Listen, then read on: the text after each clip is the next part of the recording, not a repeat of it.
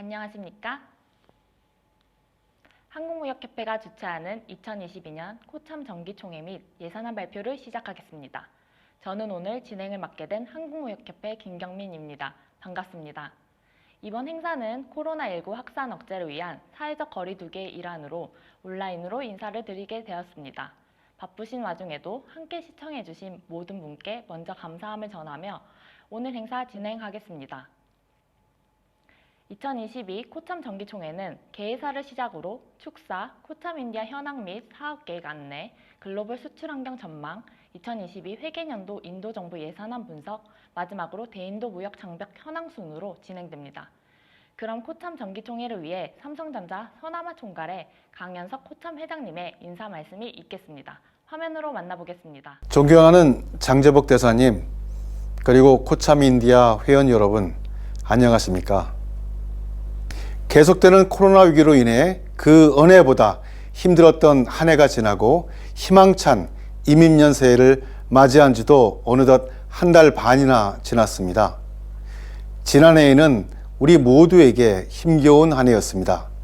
2년째 지속되는 코로나의 피로감이 누적되는 가운데 상반기에는 코로나 2차 확산으로 생존마저 위협받으며 가혹한 시기를 보내기도 했습니다.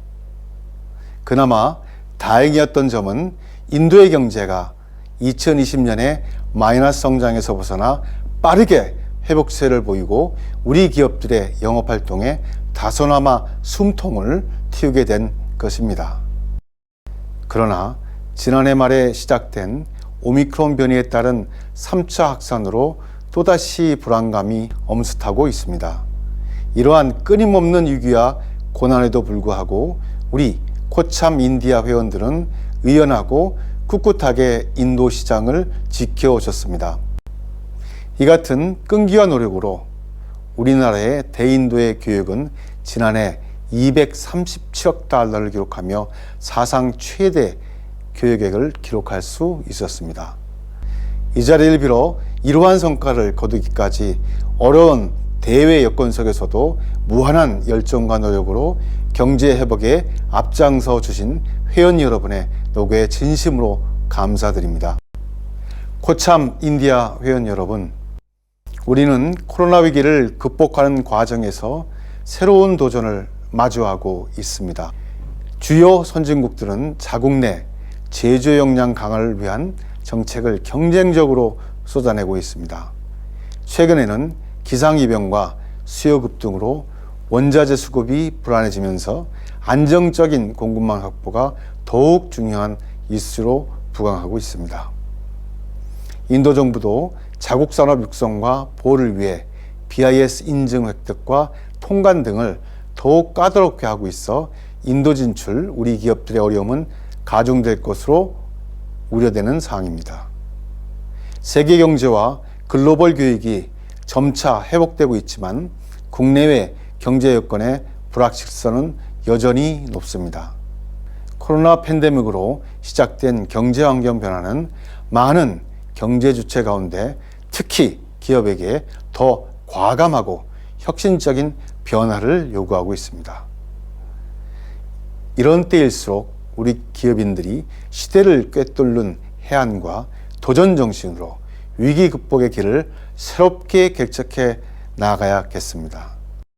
코참 인디아는 지금까지 기려왔듯이 새해도 변함없이 항공기 운항, 통관, 물류 등 다방면에 걸쳐서 회원사의 여로를 수렴하고 이를 해소하기 위해 최선의 노력을 다하겠습니다.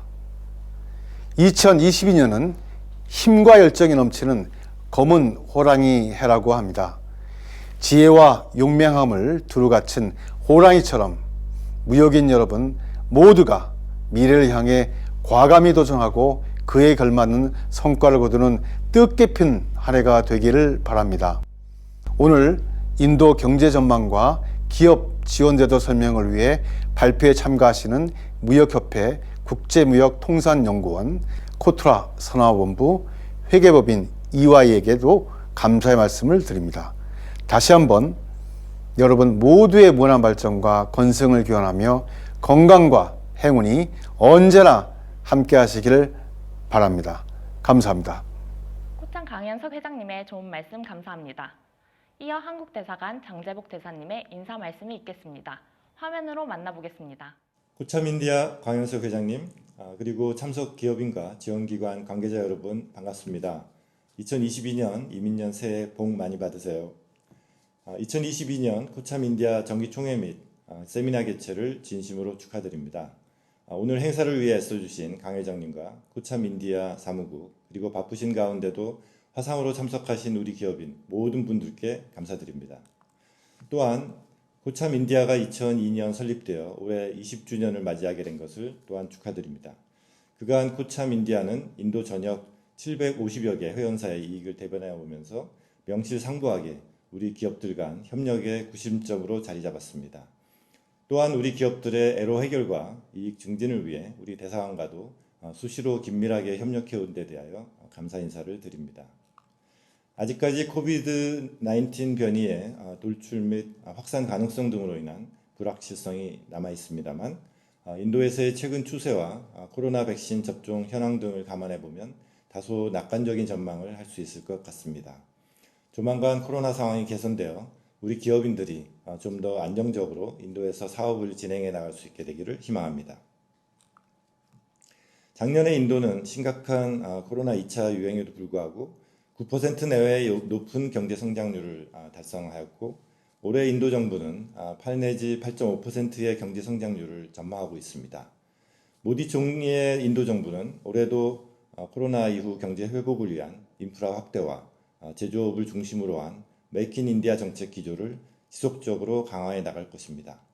이와 관련 제조업 강국인 우리 한국의 기업들이 앞으로도 인도 경제와 함께 성장할 수 있을 거라 믿어 의심치 않습니다.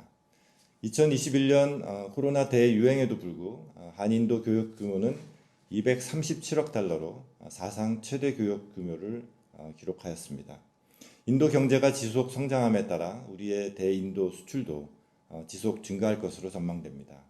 또한 포스코, LG화학 등 우리 기업들의 대규모 투자 계획들이 차질 없이 진행되어 나가기를 기대합니다.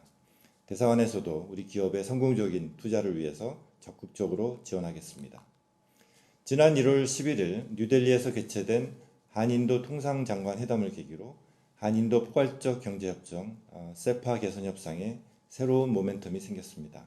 앞으로 양국 통상당국 간 협상을 통해 교육 규모 확대를 위해 시장 접근 개선은 물론 우리 기업의 애로 해소, 비관세 장벽 완화 등을 지속 논의해 나갈 예정입니다. 양국 정상 간에 합의한 교역 규모 목표인 2030년 500억 불을 조기에 달성할 수도 있을 것이란 그런 느낌을 갖게 됩니다. 이러한 조기 목표 달성에 여러분들의 역할이 매우 클 것으로 기대합니다. 2030년에 이르면 인도가 세계 3위 경제 대국으로 성장할 것이라는 전망이 나옵니다. 이러한 인도와의 교역과 투자가 더욱 성장할 수 있도록 우리 기업과 정부가 함께 노력해 나가야 할 것입니다.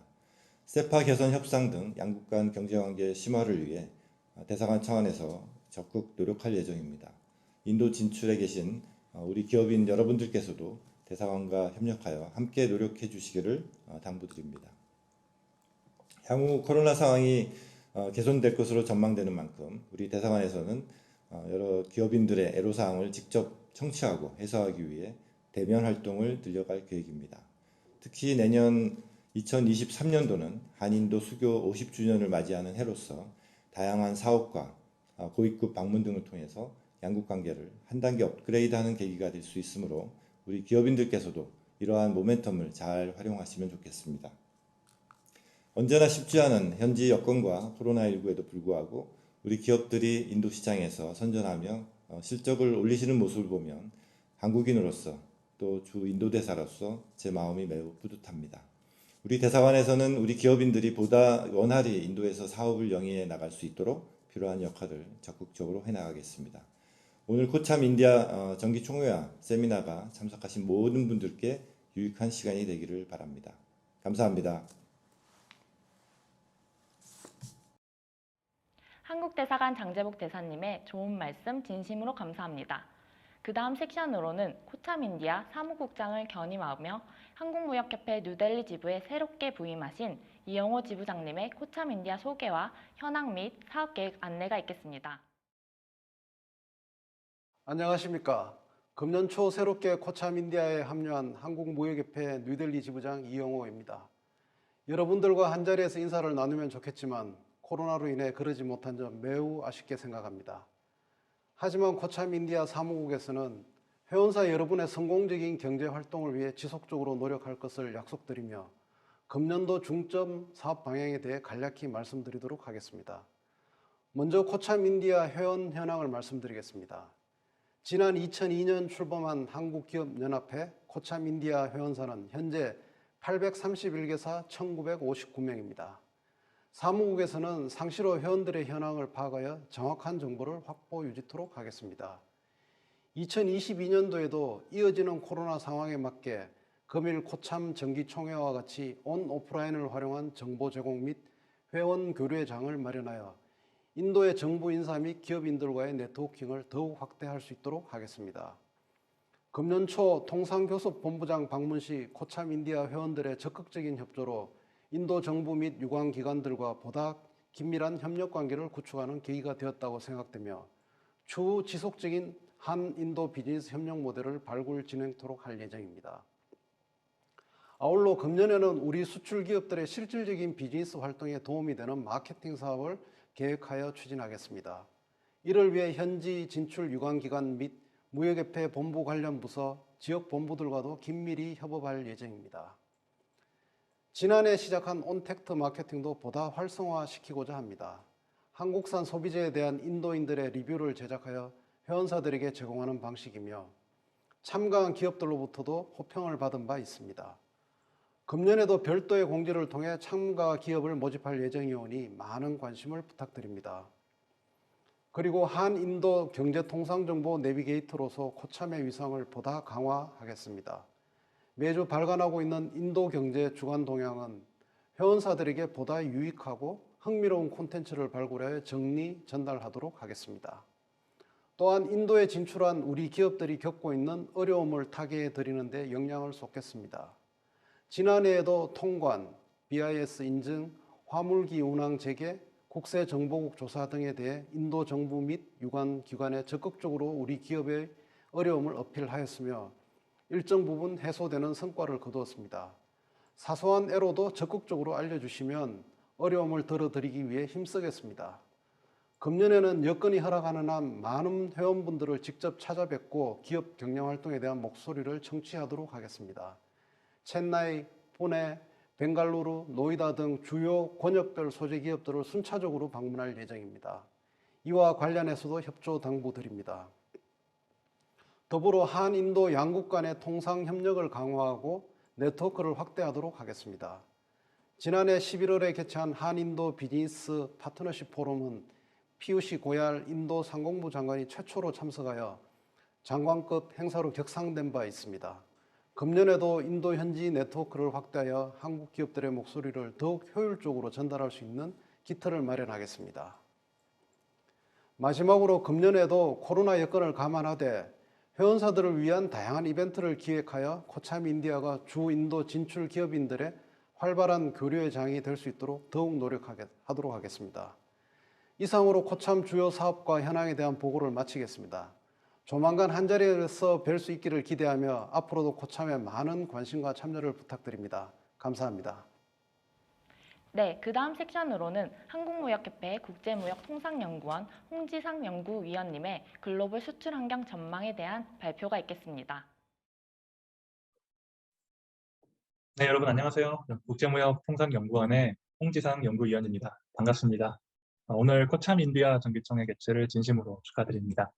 아울러서 멀리서 고생하고 계시는 우리 무역업계분들, 대사관분들 모두 건강하시고 하시는 바 모두 이루시기를 먼저 기원드리겠습니다. 오늘 말씀드릴 부분은 크게 이제 세계경제와 통상환경 부분입니다. 저희 국제무역통상연구원에서는 매년 반기별로 세계경제 그리고 우리나라 수출 전망을 하고 있는데요. 제가 그 담당자입니다. 그래서 말씀드릴 부분은 이제 먼저 세계경제 부분 말씀드리고요. 그 다음에 주요 이슈별로 통상환경이 어떻게 변화하고 있는지 말씀드리도록 하겠습니다. 먼저 화면 조정을 좀 하겠습니다.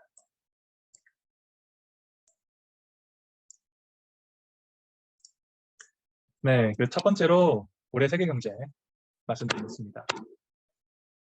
올해 세계 경제는 전체적으로 약 4% 중반 정도 성장할 것으로 예상을 하고 있습니다. 사실 그 작년에 세계 경제가 한 6% 정도 성장했던 거를 생각을 하면 올해는 상대적으로 좀 저조한 편이죠. 그리고 더 큰 문제는 우리가 이 올해에 대한 경제 성장률을 많은 국제기관에서 주기적으로 발표를 하고 있는데 뭐 저번에 발표했을 때보다 최근에 발표했을 때 올해 성장률이 조금 더 둔화되는, 조금 더 당초 예상했던 것보다 조금은 더 둔화될 것 같은 움직임을 보이는 게 특징적입니다. 대표적인 기관이 이제 IMF고요. IMF에서는 올해 1월 달에 얼마 전에 이제 올해 전망치를 다시 한번 업데이트를 해서 발표했는데요. 그 기존에 전 세계 경기가 4.9% 정도 성장할 것으로 예상했다가 0.5%포인트 정도 감소해서 올해는 4% 중반 정도로 예상을 하고 있습니다.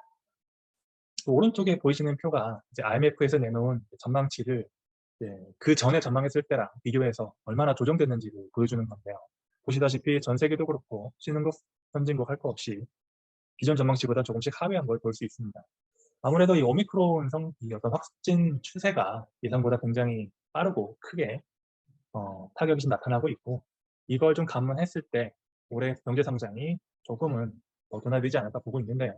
특징적인 것은 이제 인도의 경우는 좀 예외적으로 당초 예상했던 것보다 오히려 좀 상향 조정되는 모습을 나타냈습니다.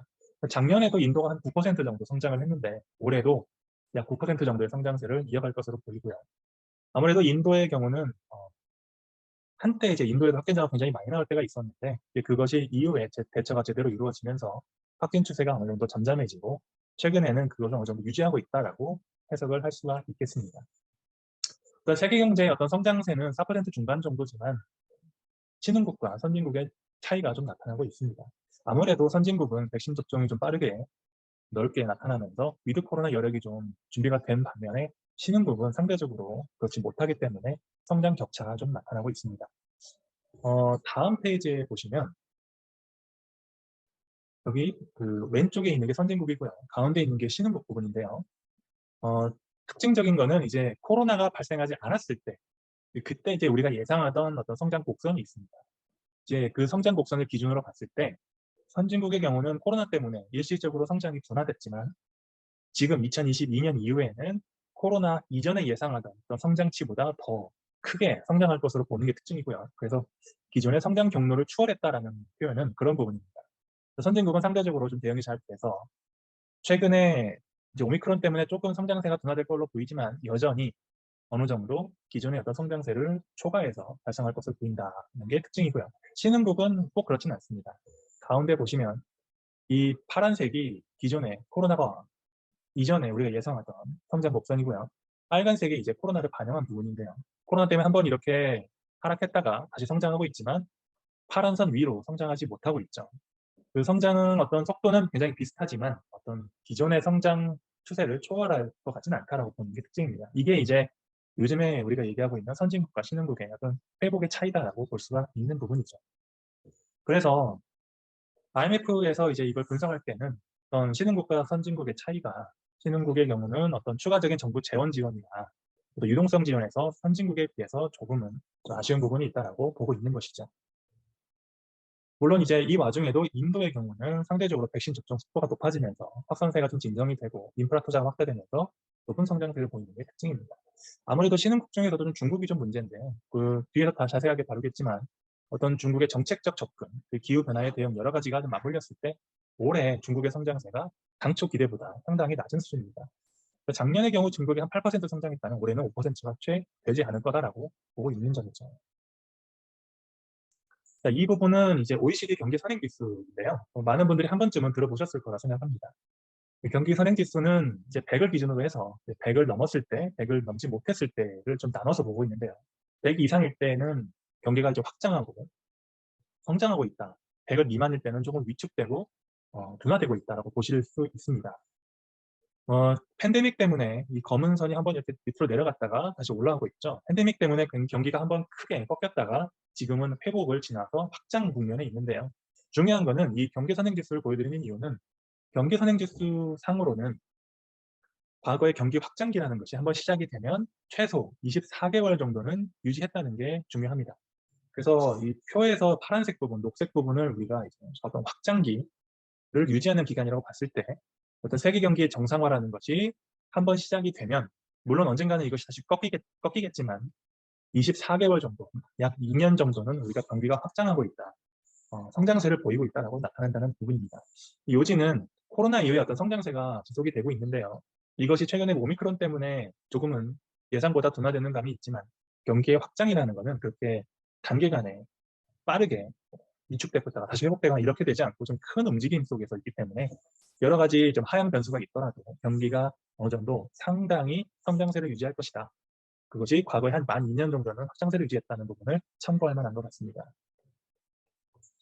이제 전체적으로 세계 경기를 봤다면 이제 교역 부분을 좀 보겠습니다. 이 교역은 지금 여기서 말씀드리는 부분은 물량입니다. 물동량이라고 하는 게 좋겠죠. 볼륨. 그래서 전 세계 상품 교역량은 올해 약 4에서 5% 수준 정도로 회복할 것으로 보입니다.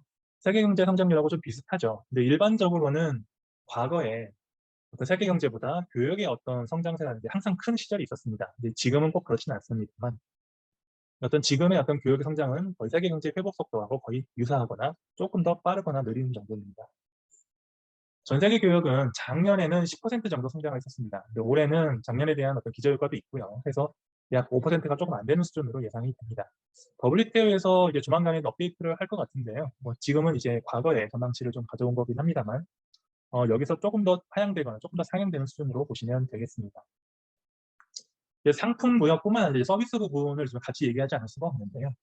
아무래도 이 오미크론 때문에 우리가 델타 이후에 어느 정도 회복 탄력성을 좀 받았을 때 그때 이제 계속해서 회복이 일어났으면 서비스 부분이 같이 어우러지면서 이제 큰 폭의 성장세가 기대가 됐었는데 아무래도 관광이나 레저 부분이 아직까지도 조금 회복이 더딘 부분, 이런 부분이 어떤 성장세를 좀 제약하는, 그리고 상품 교역과 서비스까지 포함한 어떤 전체적인 어떤 물동량의 저하를 일으키는 부분으로 해석을 할 수 있습니다.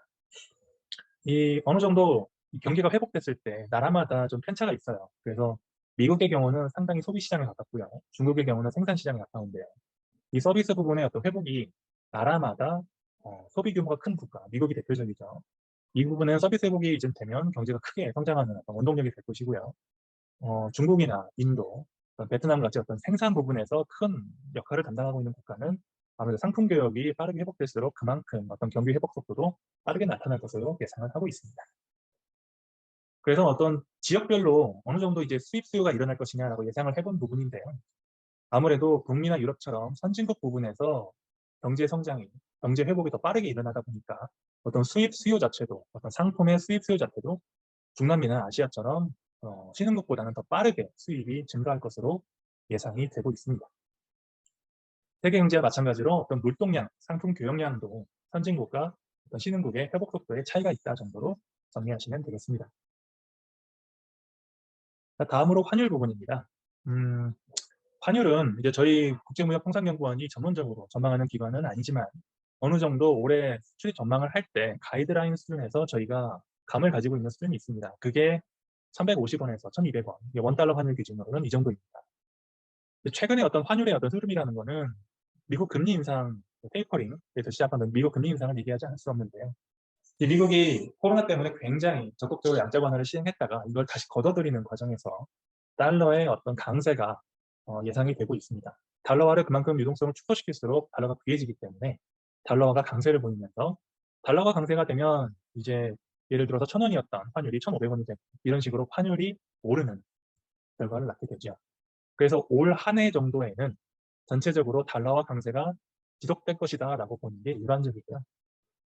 원달러 환율 전망 포함해가지고 나라마다 주요 환율 전망치를 좀 보시면 블룸버그에서 나타나는 주요 투자은행들의 내놓은 전망치를 이제 중앙값 정도로 가져온 건데요. 원달러는 작년에 이제 1144원 정도, 근데 올해의 전망치가 1145원으로 거의 유사한 것처럼 보이지만 이게 중앙값이기 때문에 상대적으로 이거보다는 더 높은 수준으로 1200원 정도까지 그 전망치가 분포되어 있습니다. 마찬가지로 그 엔화도 그렇고 유로도 그렇고 달러와 대비해서 상대적으로 약세를 보일 것이다 라고 보이는 게 일반적이고요. 원달러 상승 하락 요인을 간단하게 좀 짚어보자면 어떤 달러가 상승하는, 그러니까 달러가 강세를 보이는 요인은 말씀드린 테이퍼링이나 금리 인상, 상대적으로 어떤 신흥국의 자산이 좀 수요가 약화되는 것들이 원인이 되겠죠. 반대로 이제 달러가 강세를 보일 것 같지만 오히려 반대로 좀 약세를 보일 만한 요인들은 아무래도 오미크론이 좀 크게 확산이 되면서 나라마다 이제 재정적인 지원, 정책 지원을 조금씩 더 연장하면서 유동성을 조금 더 푸는 양적 완화를 조금 더 시행하는 방향으로 정책이 나오게 되면 달러가 약세를 보일 걸로 보고 있습니다. 전체적으로 이제 달러화는 기축통화이기 때문에 미국이 상대적으로 주도권을 가지고 있는 부분이지만 앞으로 참 여러 가지 변수가 있겠지만은 뒤에 나와도 통상 부분에 있어서도 미중 갈등 여부도 달러화의 어떤 향방을 가름할 수 있는 요인으로 볼 수가 있겠습니다. 다음은 국제 원자재 부분입니다. 요새 유가가 굉장히 많이 뛰었죠. 그리고 예상보다 최근에도 유가가 조금씩 더 올라가고 있습니다.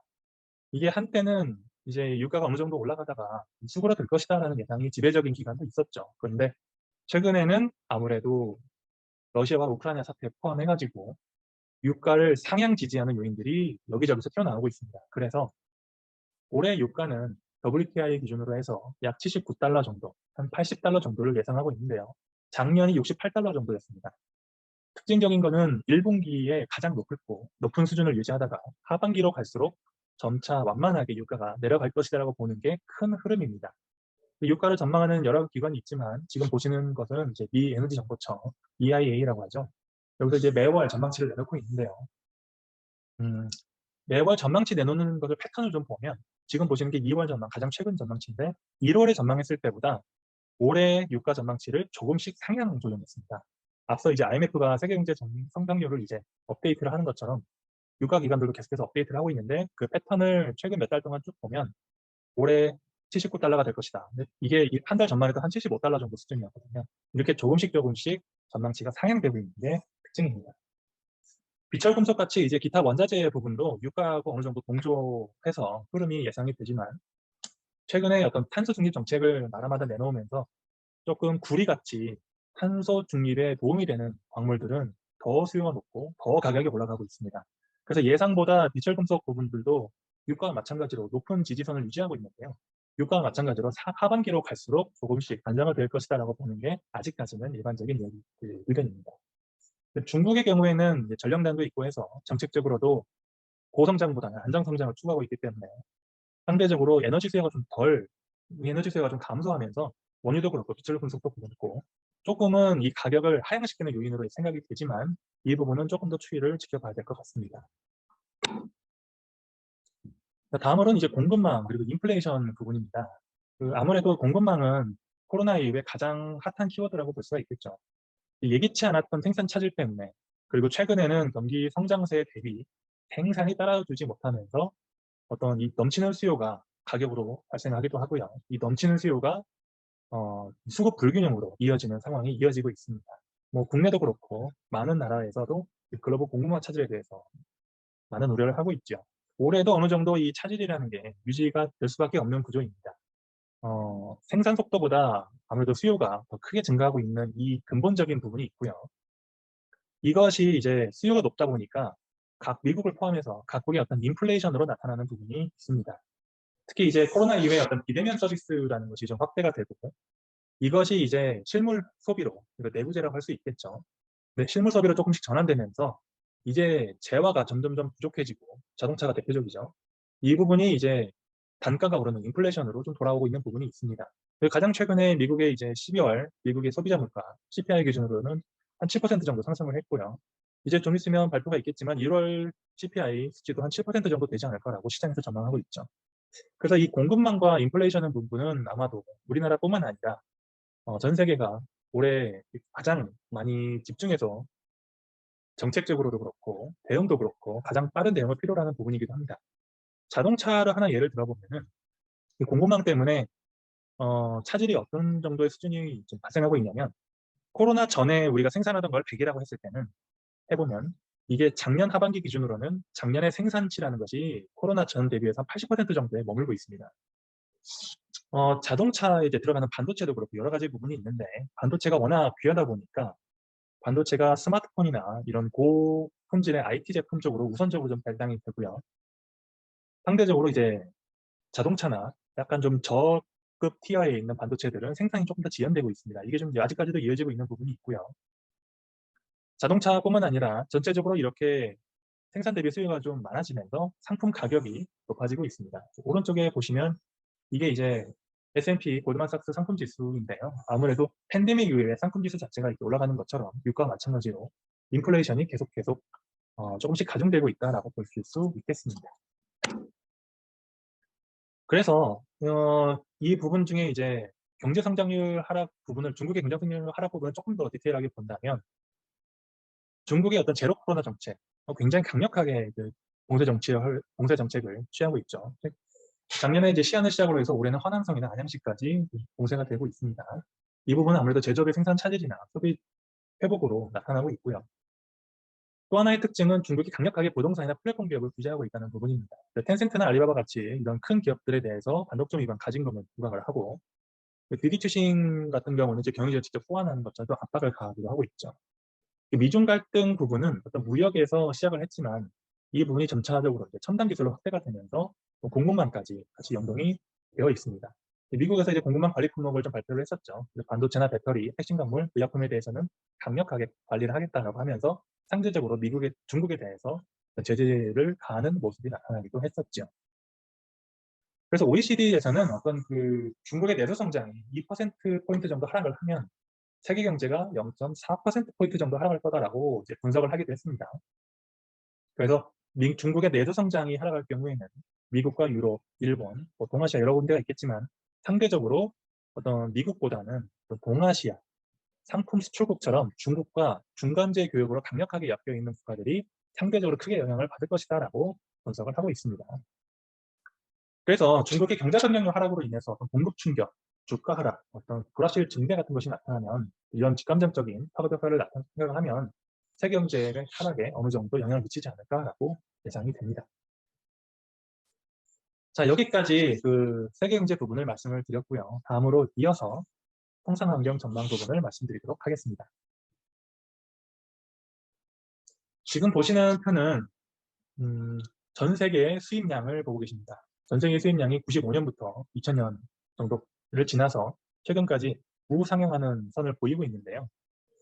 90년대 그때는 이제 아시안 외환 위기가 키워드였다면 중국이 2000년 초에 WTO에 가입하면서 중국이 크게 부상을 합니다. 이제 그때가 우리 어떤 세계 경제가 중국을 포함해서 우리나라도 급속도로 성장했던 세계 경제의 호황기였죠. 이제 그것이 2009년 글로벌 금융위기를 기점으로 해서 이제 우상향하는 어떤 패턴을 끝내고 하락했다가 다시 성장하는 모습을 나타냅니다. 중국의 어떤 부상은 미국의 입장에서는 상당히 견제할 수밖에 없는 세력으로 이제는 해석을 하고 있는 것이죠. 미국의 어떤 자국 우선주의나 어떤 미중 간의 갈등이 일어난 배경에는 중국이 WTO에 가입한 이후에 급속도로 성장하면서 중국이 미국에 이어서 또 하나의 어떤 패권 국가로 성장하는 어떤 그림이 있었기 때문입니다. 미중 간의 어떤 통상 분쟁이 일어나면서 2000년, 2020년, 2018년 정도를 기점으로 했을 때는 이제 세계적으로 어떤 보호무역 기조라는 것이 조금씩 더 확대됩니다. 미중 갈등의 어떤 부산물 같은 거라고 볼 수 있겠지만 각국에 이제 일단 우리도 좀 살아야 한다라는 어떤 보호무역주의가 굉장히 넓게 퍼졌죠. 상대적으로 WTO처럼 어떤 국가 간의 어떤 규범과 어떤 동맹을 기초로 했던 어떤 그룹의 동맹을 기준으로 했던 그런 연대가 상대적으로 약화되는 기조가 발생하기도 했죠. 그래서 코로나 이후에는 국제 공조가 어떻게 될 것이냐, 미국의 리더십은 어떻게 될 것이냐, 미중의 갈등은 어떻게 될 것이냐, 그리고 이 보호무역주의라는 것이 어느 정도 선에서 마무리될 것이냐가 어떤 통상 환경을 짚어보는 큰 포인트 중에 하나로 볼 수 있겠습니다. 미중 간의 어떤 이 경쟁, 2022년에 어떤 2대 이슈를 좀 꼽아본다면 첫 번째가 아무래도 미중 간의 패권 경쟁이고 두 번째가 신통상규범의 수립, 그러니까 또 환경 문제로 촉발된 각국의 어떤 대응이라는 것이 어떤 해당 국가, 지역에 새로운 규범을 만들면서 다른 지역에, 다른 국가에 영향을 주는 이런 부분을 고려할 수 있습니다. 첫 번째로 이제 미국과 중국의 어떤 알력을 보면 미국이 이제 중국의 어떤 불공정 관행을 근거로 해서 아주 높은 수준의 관세를 부과했었죠. 그리고 대중국에 대해서 어떤 수출 통제 부분을 이제 정책적으로 내놓기도 했고요. 수출 통제 개혁법이라고 하죠. 우리가 뉴스에서 자주 들었던 화웨이나 또 관련 계열사에 대한 통제 기술도 이 부분에 해당합니다. 또 하나 어떤 중국에 대한 어떤 제재 이유로 중국의 위구르족 인권 탄압이라든지 중국의 입장에서는 굉장히 민감한 부분이지만 어떤 명분상으로 어떤 미중 분쟁의 어떤 한 카테고리로 들어가 있습니다. 그래서 이 미중의 어떤 통상 분쟁이라는 거는 경제와 체제의 어떤 우열성과 주도권을 가져오기 위한 싸움이다라고 보시면 되겠습니다. 미국은 아무래도 미국 우선주의, 아메리카 퍼스트라고 하는 미국 우선주의를 세우고 중국의 경우에는 중국몽이라고 해서 중국만의 독특한 정제구조, 어떤 체제의 안정성과 우월성을 분명하게 하고 싶어하는 어떤 요구가 있는 것이죠. 이 큰 두 개의 어떤 이데올로기가 싸우고 있는 과정에서 관세가 부과되고 상호 간의 제재가 발생하는 이런 부분이 있습니다. 그 미중 간의 어떤 통상 분쟁을 어떤 관세 측면에서 좀 보면 2018년부터 2019년까지 상당히 많은 부분에 있어서 어떤 관세 수준도 그렇고요. 품목에 있어서 많은 부분이 이제 관세 부과 부분이 있었죠. 2018년에는 이제 한 800개 정도 품목에 대해서 25% 수준으로 시작을 했지만 이게 가면 갈수록 품목이 늘어나고 한 10번 정도의 그 어떤 서로 미국과 중국 간에 서로 상호 관세를 부과하게 됩니다. 한 5번 정도 되죠. 그래서 이 미국의 어떤 수입 대상과 수입액을 보면 18년, 19년, 20년이 있는데요. 파란색이 18년, 빨간색이 19년, 녹색이 20년인데 관세를 부과한 이후에 중국의 어떤 대중국 수입액은 조금씩 줄어들고요. 상대적으로 중국을 제외한 기타 국가의 수입은 조금씩 늘어나는 모습을 보입니다. 아무래도 관세를 부과하면서 나타난 효과라고 볼 수 있겠죠. 이 통상 분쟁의 어떤 시발점이었던 어떤 중국의 성장이라는 것은 지금 보시는 그래프처럼 어떤 미중 간의 GDP를 비교해 보시면 이해할 수가 있습니다. 미국의 그 그래프가 파란색, 중국의 이제 빨간색으로 나타낸 부분인데요. 2000년 초만 해도 미국과 중국은 거의 비교할 수 없는 수준에 이르렀지만 최근에 가깝게 보면 중국의 GDP라는 것이 미국의 절반 이상을 넘어서 60%, 70%에 가깝게 성장을 하고 있죠. GDP의 성장은 상대적으로 굉장히 큰 의미를 갖습니다. 그래서 GDP 자체가 늘면 그 자국의 GDP만이 아니라 그 주변국에도 영향을 미치기 때문에 왜냐하면 상품 거래를 하고 교역이 있는 국가가 굉장히 많잖아요. 그래서 이 주변국에 대한 영향력이 커지는 게 바로 GDP의 성장입니다. 그래서 이 부분 때문에 미국이 중국을 굉장히 견제하고 있는 부분이죠. 미국이 중국을 견제하는 또 하나의 이유는 이제 어떤 미국이 중국에 대해서 항상 적자를 보고 있기 때문입니다. 녹색으로 나타내는 부분이 이제 무역 수지 적자 부분인데요. 2011년부터 최근까지 계속적으로, 이전에도 그랬습니다. 굉장히 고질적으로 무역 적자를 보이기 때문에 미국의 입장에서는 이 적자를 줄이는 거 하나가 굉장히 큰 과제 중에 하나죠. 관세 부과 부분도 이 적자하고 굉장히 연동이 되어 있습니다. 그래서 실제로 이 무역 수지 적자라는 것이 미국과 중국의 통상 분쟁에서 어떻게 영향을 받았나를 보면 이 굵은 선으로 보이는 게 대중 수입이고요. 이 노란색 점선으로 보이는 게 미국의 중국 수출인데요. 이 빨간색 부분이 무역 수지입니다. 다 적자지만 이 적자가 좀 큰 기간이 있고 좀 줄어드는 기간이 있죠. 이 중국에 대해서 무역 적자가 굉장히 큰 고질적으로 있는 부분이지만 미중 1단계 경제 무역 협정이 발효됐던 시점에는 일시적으로 좀 줄어들었습니다. 근데 이게 오래 안 갔어요. 실제적으로.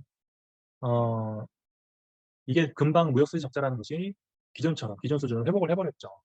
그래서 이 협정을 관세 부과를 했던 것이 종속적으로 계속해서 영향을 미쳤다기보다 조금 일시적인 효과에 그쳤다라고 보는 게 일반적인 의견입니다. 그래서 이제 올해 어떤 관전 포인트를 좀 요약해서 보자면 미국과 중국의 무역 합의가 1단계가 종료가 됐는데요. 각각의 이제 손익계산서를 좀 따지게 되겠죠. 근데 이 1단계 무역 합의라는 것이 있었지만은 상호 간의 어떤 합의가 원만하게 이행되지가 않는 게 사실상 거의 확정이 됐습니다. 그렇게 되면 이제 이행을 못한 것이 누구 책임이냐라는 책임 문제가 좀 나올 수가 있겠죠. 이 과정에서 양국 간의 어떤 갈등이라는 것이 더 깊어질 수도 있고 조금 더 완화될 수도 있고 그런 기점이 될 수 있는 것 같습니다. 그리고 미국이 중국에 대해서 견제를 하기 위해 많은 입법 절차를 가지고 있는데요. 미국의 어떤 혁신경쟁법, 이글 액트라고도 하고요.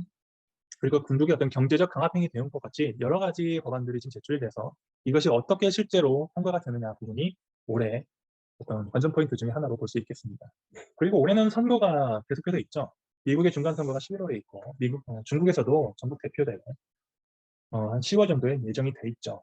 그래서 각각 이제 정권마다 지지층 결집을 위해서 상호 간에 조금 더 강경하고 혹은 상호 간에 좀 합의를 이끌어내는 방법으로 어떤 정책을 이끌어 나갈 수 있을 것 같습니다. 시진핑 주석도 올해 3년임을 앞두고 있죠. 그래서 각 국가마다 이제 선거를 통해서 나타나는 어떤 명목적인 부분들도 눈여겨볼 만한 것 같습니다. 그리고 중국의 CPTPP라고 하죠. 여기 가입 여부도, 그리고 상당히 이게 중국의 현실과 어느 정도 부합할 수 있는가 부분이 있는데요. 아마 그 중국을 포함해서 기존 회원국과의 어떤 협상 부분이 어떻게 이루어질지 이 부분도 눈여겨볼 만한 것 같습니다. 대만 이슈도 계속해서 지금 지속적인 이슈로 떠오르고 있죠. 중국이 대만에 대해서 어떻게 대응을 하게 나올 부분인지도 전체적으로 미중 관계를 정립하는데 하나의 요인으로 볼 수 있겠습니다. 지금까지 어떤 미중 간의 어떤 통상 부분을 짚어봤다면 지금은 이제 약간 기후 변화에 초점을 맞춰서 이게 어떤 통상 규범을 나타낼지 좀 짚어보겠습니다. 지금 이제 최근에 각 국가마다 이 기후 대응을 위해서 강력하게 정책을 시행을 하고 있는데요. 이거 이제 시발점이었던 2015년 파리 협정을 좀 보시겠습니다. 이 파리 협정은 이제 각 국가가 5년 주기로 이제 이행 점검을 해가지고 앞으로 우리가 단계적으로 탄소를 줄여나가자라고 이제 어그리를 한 부분인데요. 산업화 이전에 우리가 이제 용도라고 한다면 지금이 한 1.1도, 우리가 현재 파리 협약상 합의된 제한 온도가 한 1.5도 정도 됩니다. 그래서 우리가 이걸 하지 않았을 때, 아무것도 하지 않았을 때는 앞으로 2.9도까지 확 올라버리기 때문에 어느 정도 목표치를 가지고 국가마다 이 구체적으로 정책을 내놓자라고 지금 합의를 했죠. 그래서 이 탄소 배출 과정은 어떤 규제와 인센티브, 그 다음에 어떤 크로스보더 텍세이션이라고 하는 국경 조치 정도로 볼 수가 있습니다. 그래서 탄소 감축을 위해서 어떤 수요와 공급 차원에서 기존에 있던 화석연료를 조금 덜 쓰고 신재생 에너지를 발전을 할 수 있는 부분을 개발해서 그걸 대체하는 방식이 가장 일반적이고요. 산업 부분에서도 철강도 이제 전기로로 대체하자. 석유화학도 일반적으로 이제 석유화학의 원료가 되는 게 납사거든요. 석유 부산물인데 그거 말고 친환경 원료로 그걸 좀 대체해보자. 아니면 폐플라스틱 같은 걸 좀 더 원료로 재활용해보자. 이런 부분들이 좀 있습니다. 건물도 그렇고 수성도 그렇고 농축산 부분에서도 그렇고 다방면에서 탄소 규제 정책이라는 것이 정립되고 있습니다. 이 통상 규범을 얘기하기 전에 어떤 탄소 노출 현상, 카본 리키지라고 하는데요. 환경 규제를 어느 정도 시행할 수 있는가는 국가마다 조금씩 다르죠. 그래서 이거를 빨리 강하게 규제할 수 있는 국가가 있고 그렇게 하기가 좀 어려운 여건이 있는 국가가 있는데요. 아무래도 신흥국이 후자에 가깝겠죠. 그래서 이 탄소 정책이 강력하게 시행이 되면 환경 정책이 강한 지역에서 생산 시설이 이제 탄소 배출 어떤 제약이 좀 덜한 곳으로 이전이 됩니다. 그러면서 전체적으로 탄소 배출량이 좀 증가하는 현상이 있는데요. 이건 어떻게 보면 전체적으로 이 탄소 규제를 시행한다고 해도 이것이 장소의 문제로 변질이 된다는 문제가 있겠죠. EU에서 최근에 이제 탄소 배출권이라고 해서 EU로 들어오는 수입산 물품에 대해서 탄소에 맞춰서 비용을 부담시키겠다라고 이제 발표를 해가지고 이제 CBAM이라고 하고 이제 법안을 제출하고 있는데 이것 때문에 EU를 제외한 어떤 주변국에서 많은 항의가 좀 들어오고 있죠. 이렇게 탄소를 절감해야 된다는 어떤 큰 목표가 있는데 그거를 구현하는 과정에서 EU가 자체적으로 타 EU에서 들어오는 상품에 대해서 책임과 비용을 부과하게 되면은 크든 작든 조금씩 갈등이 발생하게 되죠. 그리고 그 갈등을 조절해 가는 게 지금은 어떤 통상 환경에서 또 하나의 과제로 일어났습니다. EU는 수입산에 대해서 이렇게 탄소 배출권 거래 제도라는 걸 통해 가지고 비용을 부담하게 됐을 때 주변국의 반응이 상당히 특히 신흥국을 중점으로 해서 상당히 많은 원성을 듣고 있죠. 이제 중간에 보시면 브라질이나 남아공, 인도, 중국 같은 경우에는 중국 동맹국과 협력해서 중국의 환경 규제를 좀 강화하고 그리고 러시아 같은 경우는 EU의 어떤 CBAM 조치가 잠재적인 무역 장벽이다라고 이제 거치게 항의를 하기도 하지요. 앞으로 이런 부분을 좀 원만하게 조정해 가는 것이 어떤 그 통상 환경에서 또 하나의 어떤 그 조율점, 어느 정도의 절정점을 찾아가는 것이 좀 과제인 것 같습니다. 왜냐하면 이게 우리가 혼자 어떻게 보면 결정을 다 하고 진행할 수 있는 부분이 아니고 어디까지나 주변국 상황을 같이 봐야 되기 때문에 우리가 미중 간의 어떤 갈등에서 나타나는 과정에서도 그렇고 어떤 통상 환경에서 신통상 규범, EU처럼 어떤 탄소 거래 배출권에 어떤 우리가 편입을 잘 할 것이냐, 어떻게 우리가 조율해서 가져올 것이냐는 부분들이 전체적으로 다 어우러져서 2022년에 우리가 그 통상 부분에서 대응해야 될 과제가 나타나고 있습니다. 지금까지 말씀을 좀 정리해서 드렸는데요. 아무래도 정리를 좀 하자면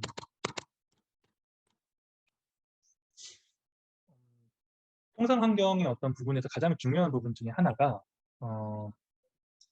이 상호 간의 어떤 외교적인 갈등을 조금씩 조율해가는 과정인 것 같아요. 그리고 경제적인 이권뿐만 아니라 최근에는 미국과 중국이 각각 이제 동맹 체제를 이제 하나씩 가져가려고 하고 있습니다. 그것이 이제 2000년처럼 과거에는 있을 수 없는 일이었어요.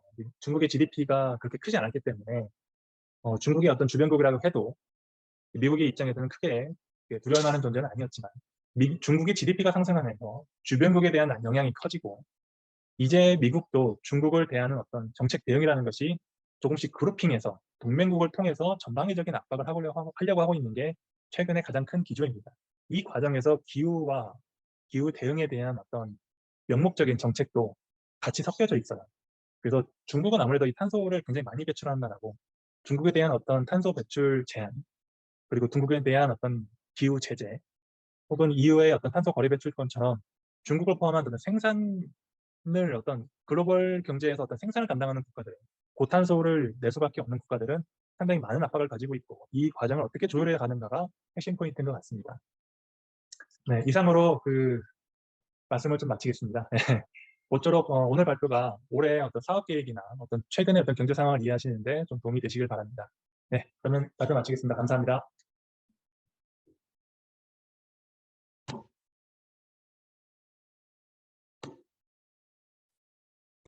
그 다음 강연으로는 2022 회계년도 인도 정부 예산안 분석에 대해 세 파트로 나누어서 강연이 진행됩니다.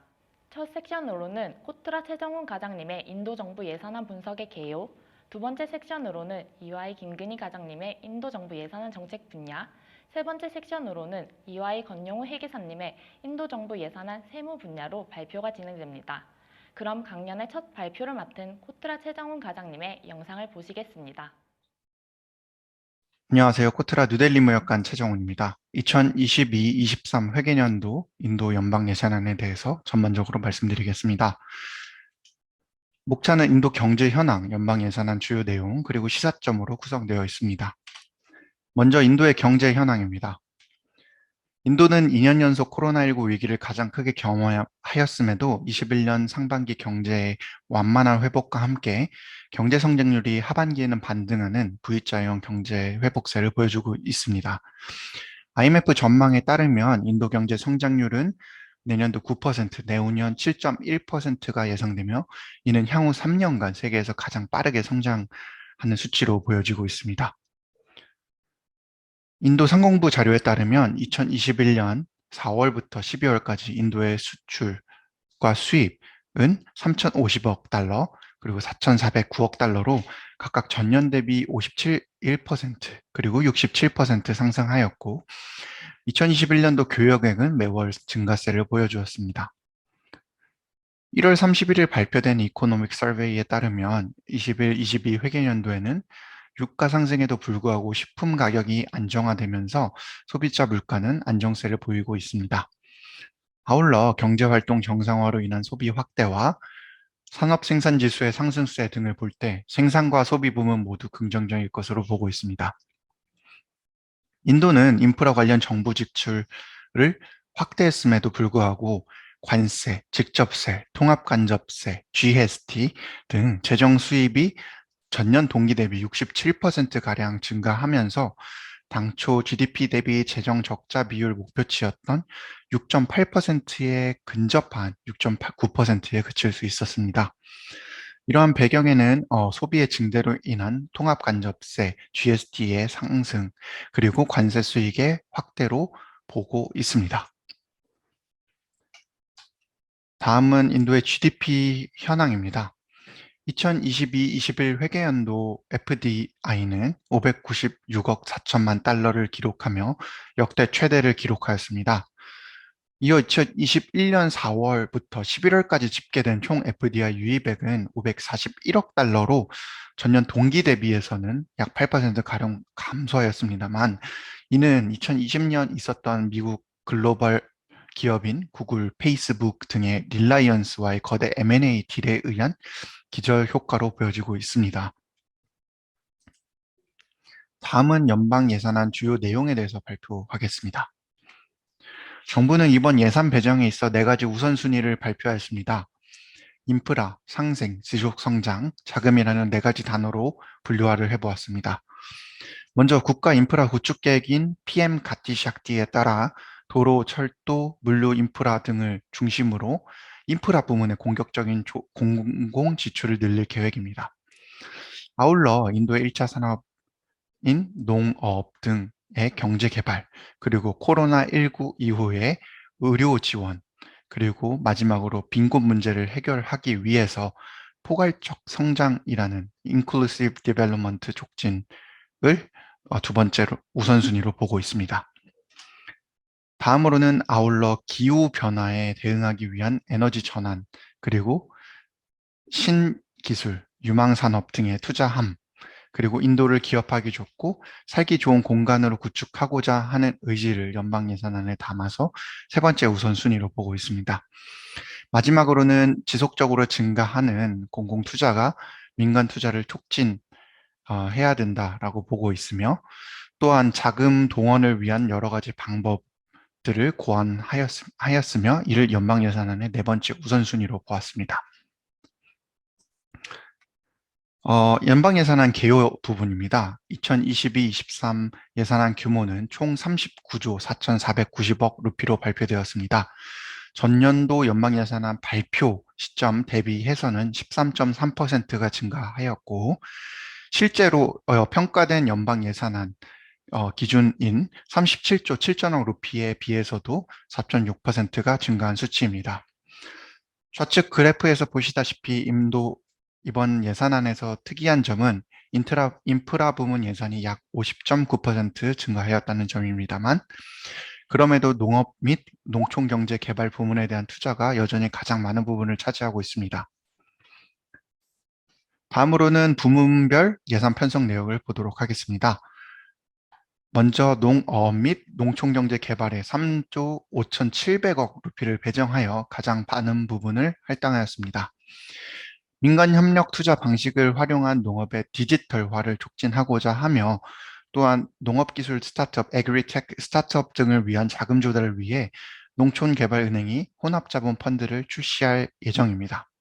아울러 정부는 농민 경제 활성화를 위해 2,370만 루피를 들여 1억 2천만 톤의 쌀과 밀을 조달하고 4,460억 루피의 캔배트와 링크 프로젝트를 실시하여 91만 헥타르 농지의 관계 시설을 개선, 620만 명에게 식수를 제공, 그리고 총 130메가와트의 전력을 생산할 예정입니다.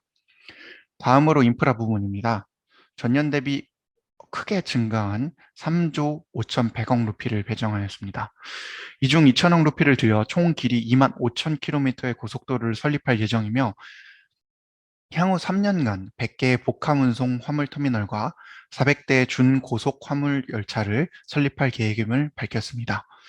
아울러 4개의 복합운송 물류파크를 도입하고 데이터 인프라 시장을 인프라 부문에 포함시킴으로써 인프라 부문을 향후 25년간 인도를 이끌 핵심 성장이자 7% 이상의 경제 성장률을 유지시킬 원동력으로 보고 있습니다.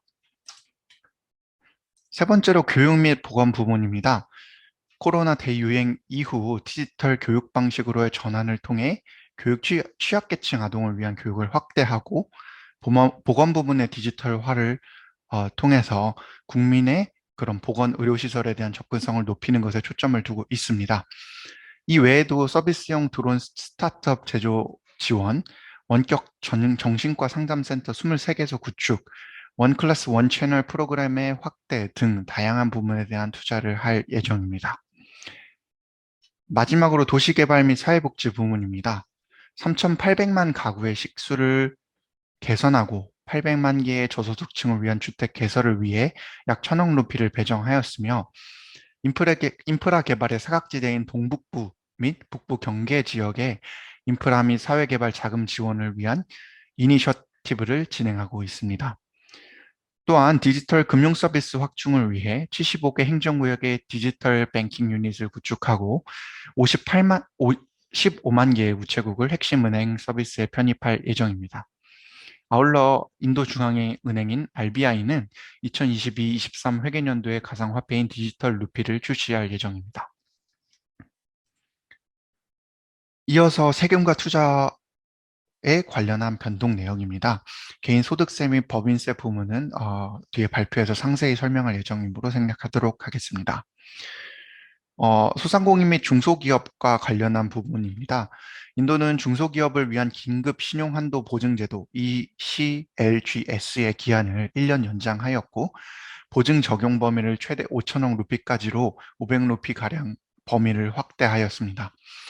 또한 600억 루피의 예산을 배정해 중소기업의 생산성 향상을 위한 프로그램인 램프를 출시하는 등 코로나19 위기 이후 어려움을 겪고 있는 중소기업을 위한 진흥책을 내놓았습니다. 또한 농업 분야 그리고 드론 등 다양한 기술을 가진 스타트업을 유치하고 그로 인한 스타트업 생태계 구축을 위한 여러 가지 제도를 발표하였는데요. 먼저 스타트업의 법인화 관련 세금 감면 혜택 조항을 2022년 3월까지 해서 한 차례 더 연장하여 2023년 3월까지 적용받을 수 있도록 하였습니다. 이에 더해 신설 제조법인이 15%의 우대 세율을 받기 위한 요건인 생산 개시 기한을 2024년 3월까지 1년 연장하며 자국 내 제조법인 유치를 위한 노력을 기울이고 있습니다. 다음으로는 관세 관련 변화입니다. 인도 정부는 21년 메이크 인 인디아 및 자주인도 기조를 강화하고자 기존 시행 중인 400개 이상의 감면 품목을 검토하고 왜곡 없는 관세 구조를 만들겠다고 발표한 바 있습니다. 이에 따라 22년 연방예산안 발표를 통해 대분류 기준 5개 품목 관세 인상, 67개 품목 관세 인하를 단행할 것임을 밝혔고 HS 코드 6자리 기준으로는 인상되는 품목이 16개, 인하되는 품목이 350여 개로 확인되고 있습니다. 인도 재무부 장관은 2022년 연방 예산안을 발표하면서 기존의 조건부 감면 규정을 삭제한 배경에 특정 목적에 사용되는 경우에만 적용되는 조건부 감면 규정을 삭제한 대신 인도업 제조업 육성과 수출 활성화를 위한 물품인 화학, 섬유, 철강 등 원재료에 대해서는 기본 관세율을 인하하였다고 설명하였습니다. 관세법 개정 내용 중 가장 큰 변화는 세관 담당 공무원에 인한 용어에 대해 상세하게 정의한 것입니다. 해당 용어를 명확하게 함으로써 수입 물품의 부족세액 또는 과다 환급세액 발생 시 해당 세액을 추징할 수 있는 권한자가 누구인지에 대한 논란을 방지하여 효율적으로 관세를 추징할 수 있도록 개정하였습니다. 이로써 국세정보국 DRI 소속 직원도 다른 세관 담당자가 처리한 수입 신고권에 대하여 관세를 추징할 수 있는 권한을 가질 수 있게 되었습니다. 그러나 우리 기업들은 인도 수출 시 원산지 및 품목 분류 결정에 착오가 없도록 더욱 주의를 기울여야 된다는 점이 특이할 점이며 사전 심사 제도를 활용하는 것이 추후 관세 추징에 의한 피해를 방지하는 데 도움이 될 것으로 보입니다. 이러한 관세 조정 품목에 대해서 주요 물품들을 정리하였습니다. 인상 품목은 위와 같이 보시다시피 전자제품 및 기계류 이렇게 되어 있고요. 인하 주요 내역으로는 연료, 화학제품, 철강, 섬유, 기계, 수송기기, 의료기기 등이므로 이 표를 참고해 주시면 감사하겠습니다. 다음은 시사점입니다.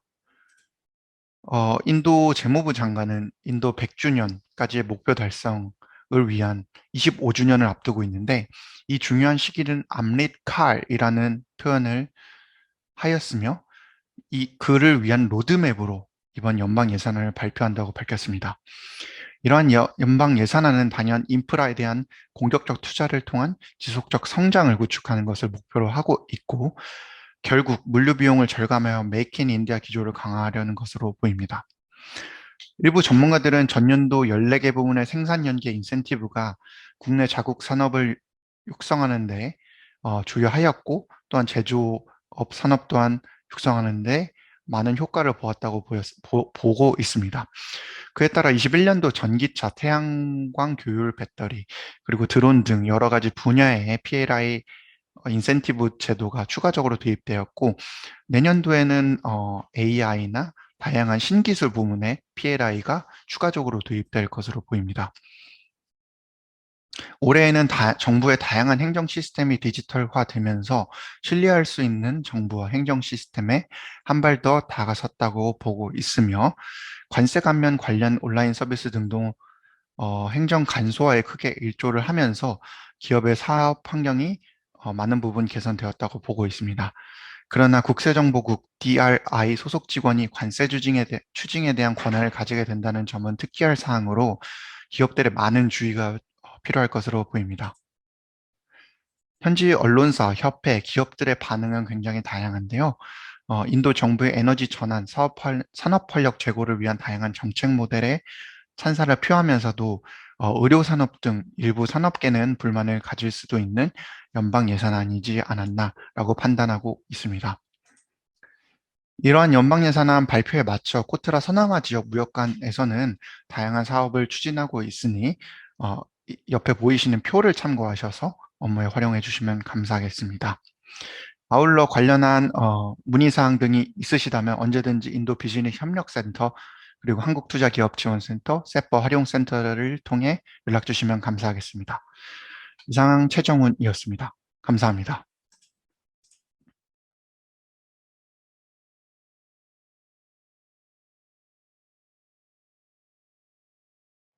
안녕하십니까? 2022 인도 정부 예산안 정책 부분 발표를 맡게 된 EY 김근입니다. 올해 새롭게 EY 한국 데스크 일원으로 활동하게 되었는데 이 자리를 통해 인사드리게 되어 정말 반갑습니다. 제 발표 주제로 올해 인도 정부 예산안 가운데 정책 부분에 초점을 맞추어 경제 동향과 함께 설명드리겠습니다. 금년 예산안은 작년 코로나 예산과 대비되는 성장을 위한 투자가 돋보이는 예산안이었습니다. 특히 PM 가티샥티 프로젝트의 연장선에서 활발한 정부 주도의 인프라 투자 및 친환경 산업과 4차 산업혁명에 발맞춘 신산업에 대한 발전 의지를 보여주고 있습니다. 하나씩 살펴보겠습니다. 2022년도 인도 정부는 국가 인프라 파이프라인 사업과 총리 인프라 부흥 계획을 이어서 진행하며 지속적인 인프라 투자를 전년 대비 자본 지출이 34% 정도 늘어난 수준에서 진행할 것으로 예상되고 있습니다. 특히 아트반 니르바 바랏, 즉 자립의 인도라는 구호 아래 신사업 그리고 디지털 경제에 대해서 새로운 포커스를 주고 있는데요. 2023년 5G 주파수 경매를 시작으로 5G 연관 산업에 생산 연계 인센티브를 도입, 정보통신 기반 인프라 발전을 꾀하고 있습니다. 또한 최근 몇 년간 전 세계적으로 큰 화두였던 가상화폐를 적극 도입해 인도중앙은행이 공식적으로 발행하는 디지털 화폐가 발표될 예정입니다. 정부가 공인하는 가상화폐라는 점에서 이번 행보는 상당히 주목되고 있습니다. 인상적인 다른 행보는 기후변화 대응 및 청정에너지 전환에 대한 예산입니다. 특히 태양광 모듈 관련 생산 연계 인센티브를 19,500크로 루피 증액하고 전기차 배터리 상온 호환 기준을 보완해 전기차 배터리를 더 이상 개인이 오랜 시간 충전할 필요 없이 쉽게 교체할 수 있도록 하는 정책을 도입할 예정입니다. 그리고 Ease of Doing Business 2.0 프로젝트를 통해 지나치거나 중복된 규제를 완화하겠다는 기업 친화적인 발전을 위한 의지를 보여주고 있습니다. 2023년도 예산안은 한마디로 확대 재정 정책, 정부 주도의 경제 회복에 포커스를 맞추고 있다고 볼 수 있겠습니다.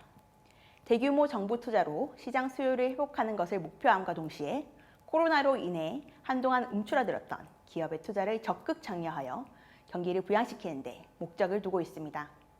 하지만 전 세계적인 인플레이션 현상 및 미국 연준의 금리 인상과 더불어 인도 금리 인상 압박이 지속될 것으로 보여 과연 얼마만큼 다시 인도의 성장률이 회복될 수 있을 것인지에 대한 귀추가 주목됩니다.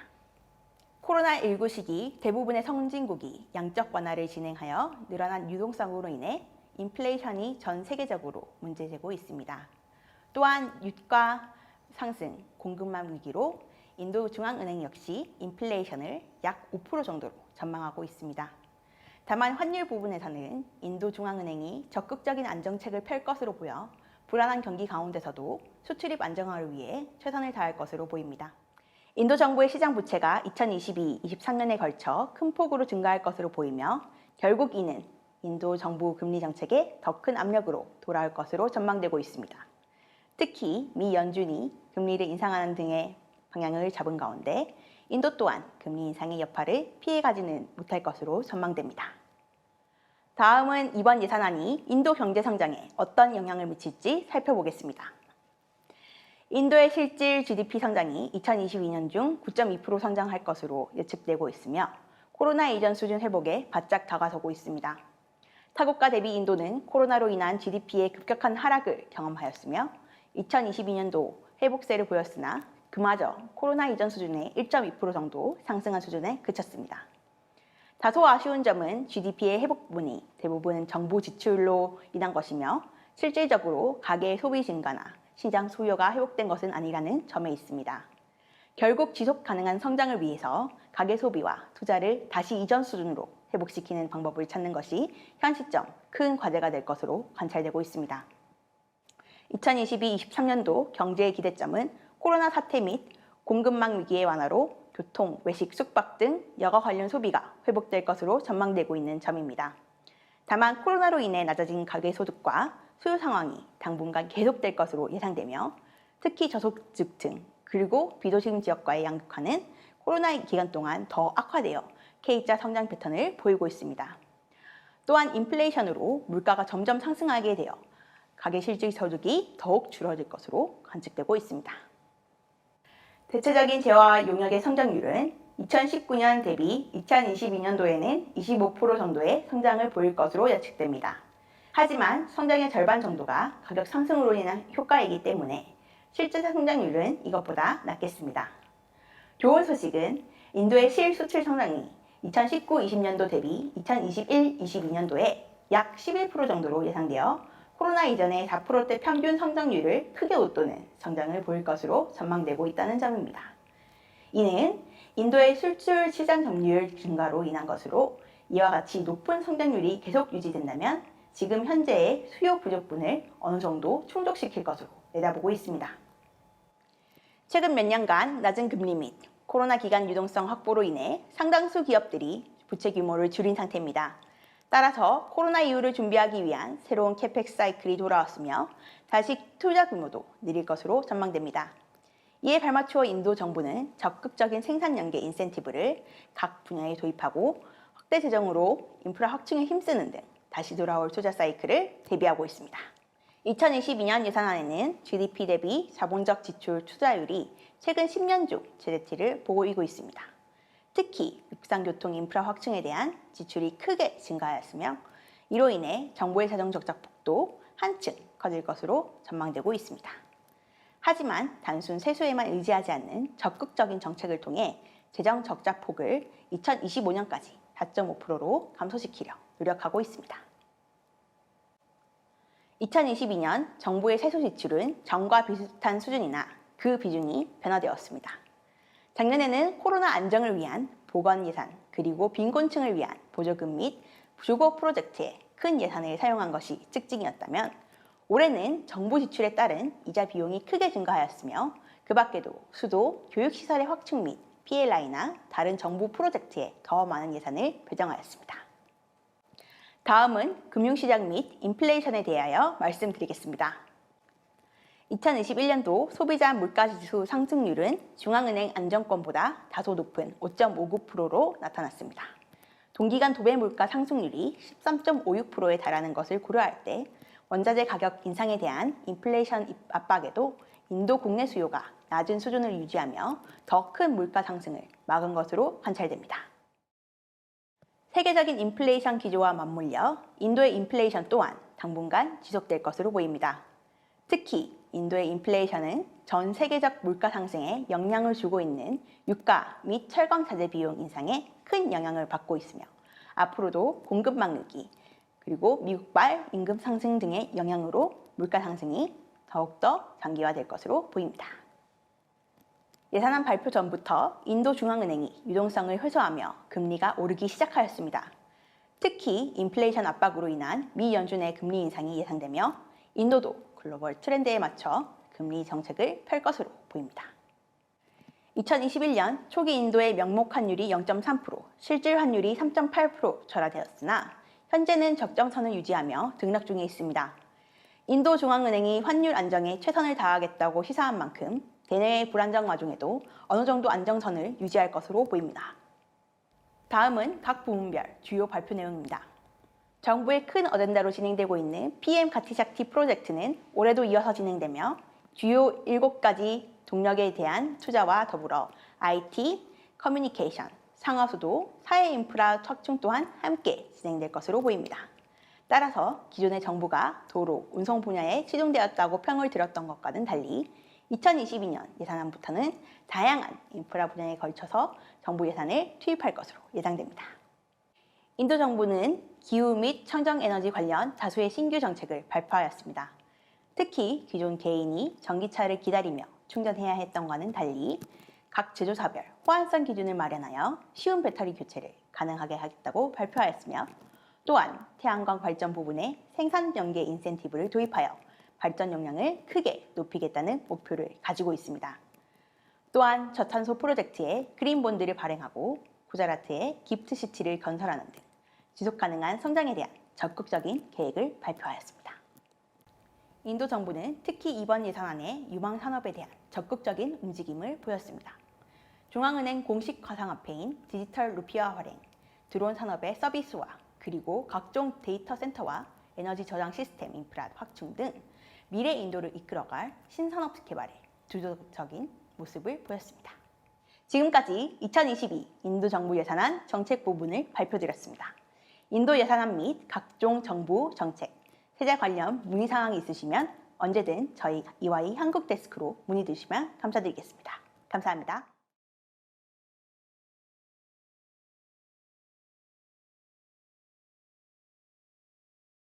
안녕하십니까. EY 한국 데스크의 권용우입니다. 금년에도 작년과 같이 영상으로 찾아뵙게 되었는데요. 조만간 직접 뵐 수 있게 되기를 기대하겠습니다. 지난 2월 1일 인도 정부는 연방정부 예산안을 발표하면서 함께 세법 개정안을 발표했는데요. 이 내용을 살펴보면서 한국 기업들에게 미치는 영향을 알아보는 시간을 갖도록 하겠습니다. 먼저 인도 정부의 세입 트렌드를 살펴보도록 하겠습니다. 먼저 전체 세입 트렌드를 살펴보도록 하겠습니다. 22-23 회계연도의 GDP 대비 세입 비중은 10.7%로 전년 대비 약간 감소할 예정입니다. 추가적인 상승세는 없다는 것을 가정하고 총 세입은 명목 GDP 증가율과 비슷하게 11.1% 정도 증가할 것으로 예상됩니다. 하지만 명목 GDP 상승률이 보수적으로 설정되었기 때문에 실제 세입이 더 클 가능성이 높으며 이는 정부의 추가 지출을 위한 여유를 만들 수 있습니다. 직접세 세입 트렌드입니다. 2019년 있었던 법인세 및 소득세 세율 옵션 발표로 인해 19-20 회계연도 GDP 대비 비중은 18-19 회계연도 대비 큰 폭으로 감소한 바 있습니다. 이듬해인 20-21 회계연도의 경우 코로나 바이러스로 인한 락다운으로 인해 세입이 크게 감소하였습니다. 하지만 경기 반등으로 인해 21-22 회계연도에는 32%의 큰 폭의 세입 증가가 발생하였습니다. 22-23 회계연도에는 전년 대비 법인세 및 소득세 세입 증가 예상액은 13% 정도로 조금 더 많은 세입 증가를 기대하고 있습니다. GST 세입의 증가는 명목 GDP의 증가와 연동되는 경향이 강하게 나타납니다. 아웃라이어였던 20-21 회계연도를 제외하면 19-20 회계연도와 21-22 회계연도의 GDP 대비 세입 비중은 유사한 경향을 보이고 있습니다. 22-23 회계연도에는 주정부의 세수 감소를 벌충해달라는 주정부들의 중앙정부에 대한 압력으로 세율 인상이 발생할 가능성이 있습니다. 기타 간접세를 보면 코로나 락다운 기간의 세수 감소를 벌충하기 위해 유류세가 대폭 인상되었는데요. 그로 인해 20-21 회계연도에 크게 증가하는 경향을 보였습니다. 21-22 회계연도에는 국제 유가 상승 및 유류세 인하로 인해 전년 대비 다소 하락하는 경향을 보였습니다. 이어서 세법 개정안을 살펴보도록 하겠습니다. 법인세 세율의 변경은 없습니다. 2019년 도입되었던 제조기업 유치를 위한 한시적인 신설 제조기업에 대한 세율 15% 제도가 있었는데요. 해당 일몰기한이 법인 설립일 기준으로 2023년 3월 30일에서 2023년 3월 31일까지로 1년 연장되었습니다. 인도의 신규 제조설비 투자를 켤 계획인 기업은 별도 법인을 설립하셔서 낮은 세율을 적용받는 것을 검토해 보실 수 있겠습니다. 역시 신설 스타트업에 대한 세제 혜택 일몰 기한이 2022년 3월 31일에서 2023년 3월 31일로 1년 연장되었습니다.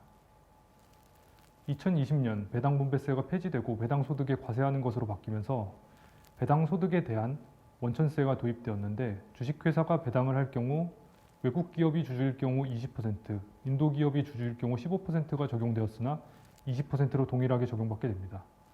다만 한국 기업이 주주일 경우 한 인도 조세 조약에 따라 15%의 원천 징수가 적용됩니다.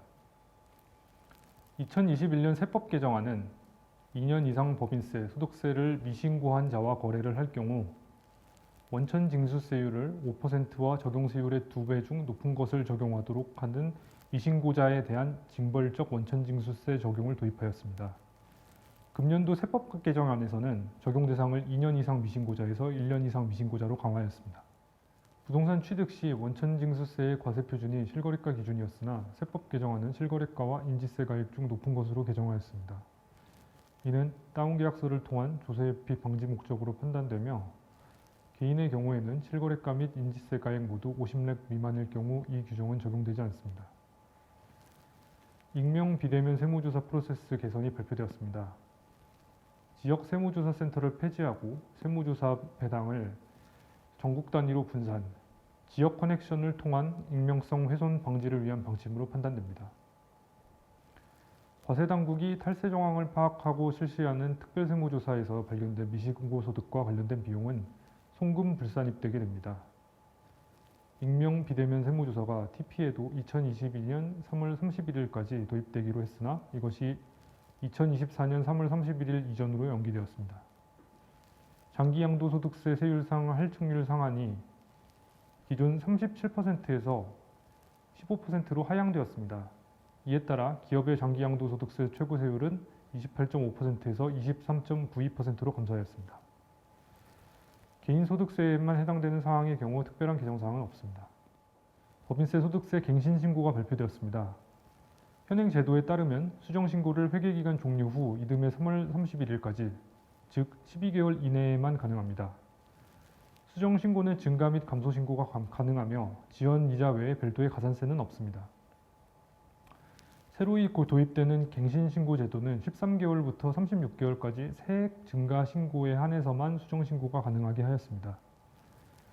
갱신신고 시에는 13개월째부터 24개월째까지는 세액 이자 상당의 합계의 25%, 25개월부터 36개월까지 세액 이자 상당의 합계의 50%의 가산세를 납부하여야 합니다.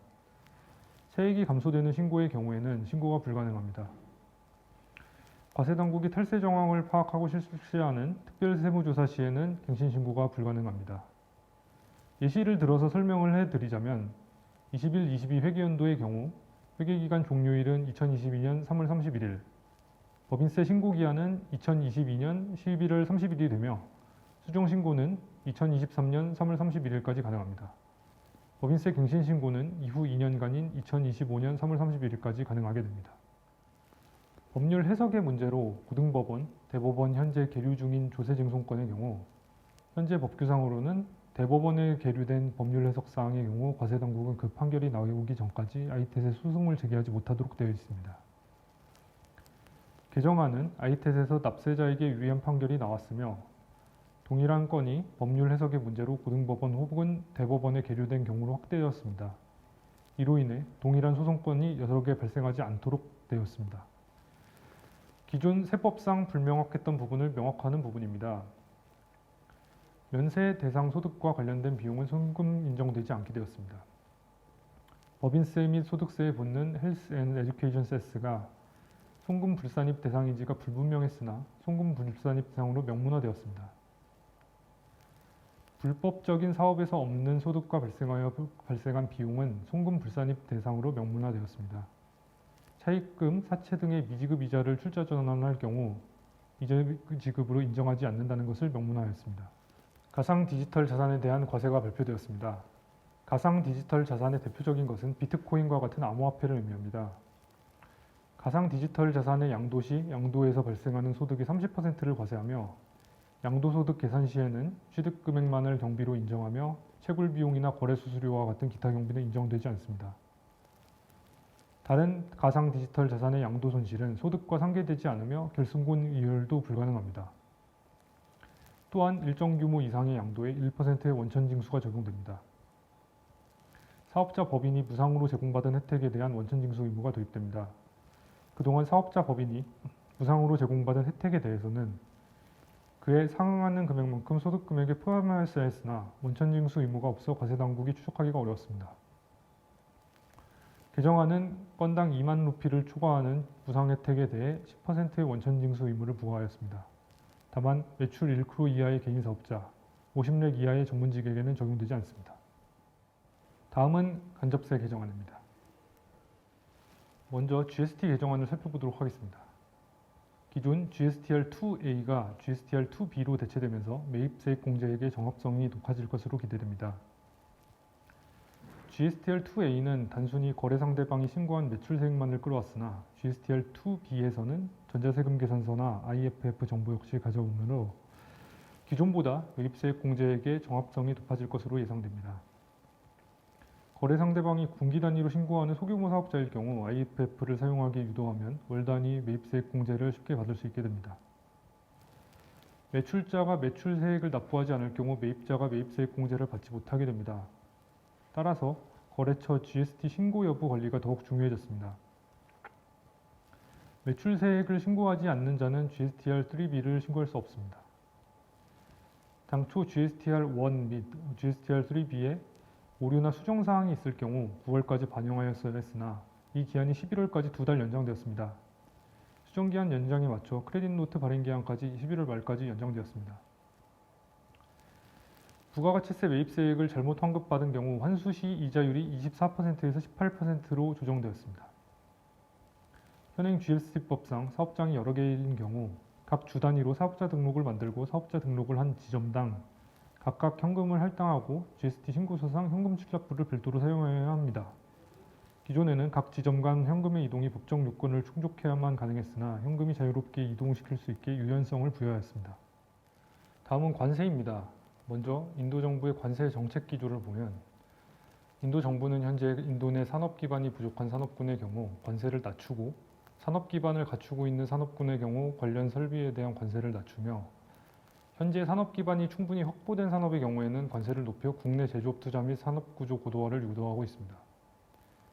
이에 따라 산업 기반이 갖추어졌다고 판단되는 350개의 항목에 대한 관세 면제가 철폐되었습니다.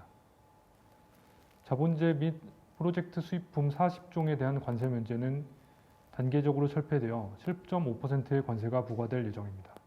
관세에 부과되는 사회복지세가 관세율이 0%인 항목의 경우 납부해야 하는지 여부가 불분명했으나 관세율이 0%인 항목의 경우 사회복지세를 납부할 필요가 없는 것으로 명문화되었습니다. 수입 관련 절차가 개정되어 모든 서류 형식과 절차가 전자화되었으며 신고 절차의 표준화 및 간소화가 기대되고 있습니다. 한국, 중국, 베트남으로부터 수입되는 특정 철강 제품에 과세되었던 반덤핑 관세가 폐지되었습니다. 새로운 HS 코드 체계인 HSN 2022가 도입됨에 따라 이에 따른 관세율 조정이 예정되어 있습니다. CBIC 내 관세조사 파트의 유연성을 확보하기 위한 법률상 유연성을 부여하는 개정안이 도입되어 관세조사의 효율성이 기대됩니다. 이상으로 세법 개정안에 대한 설명을 마치겠습니다. 들어주셔서 감사합니다. 세 분의 발표 영상 잘 보았습니다. 진심으로 감사드립니다. 마지막으로 윤서영 간세사님의 대인도 무역 장벽 현황에 대한 설명이 있겠습니다. 영상으로 만나보겠습니다. 안녕하십니까. 2022년 인도 무역 장벽 현황과 대응 방안에 대해서 설명을 하게 된 코트라 뉴델리 무역관의 윤소영 관세사입니다. 우선 한국에서 인도에 수출을 하는 경우 주요 이슈가 되는 것은 높은 세금과 인도의 인증제도, 강한 보호무역주의라고 할 수 있습니다.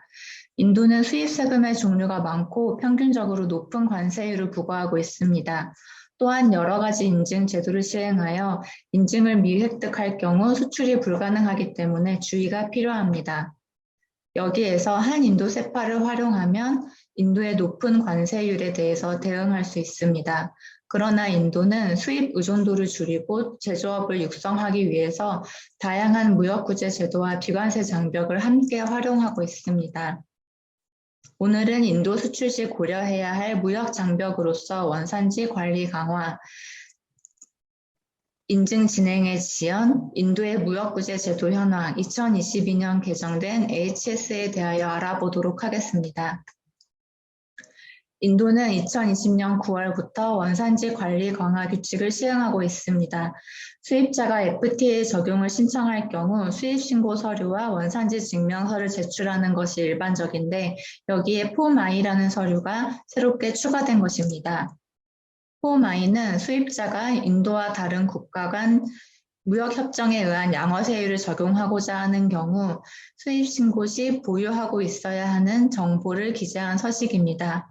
규정상으로는 세관에 요청이 있을 경우 제출하면 된다고 되어 있지만 수입 신고 시 처음부터 정확하고 상세한 정보를 기재하여 제출하는 것이 중요합니다.